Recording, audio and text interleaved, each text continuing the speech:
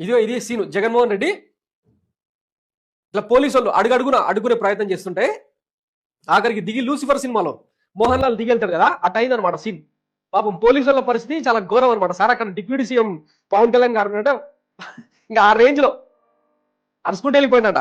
ఆడెవడో ఉంటే నేనందుకు కాగాలి, నన్నెవాడు రాపేది అనుకుంటూ నడుచుకుంటూ వెళ్ళిపోయినాడు. దాంతో ఇక పార్టీ శ్రేణులు జనం అందరూ కూడా ఆయనకు రక్షణ వలయంగా నడుచుకుంటూ పోవడం పెద్ద సీన్ క్రియేట్ అయింది అనమాట.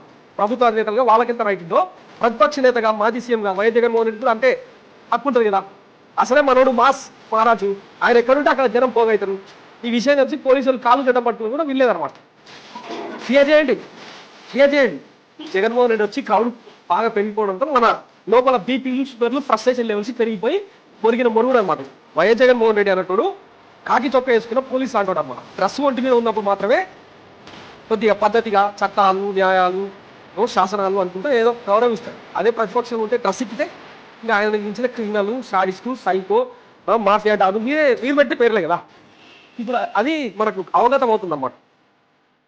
సో ఈవీఎంలలో అంటే మ్యానిపులేట్ చేసి గెలిచినామా, ఇంకోటి చేసి గెలిచినామా, జనాన్ని మభ్యపెట్టి గెలిచినామా, ఇవన్నీ తర్వాత.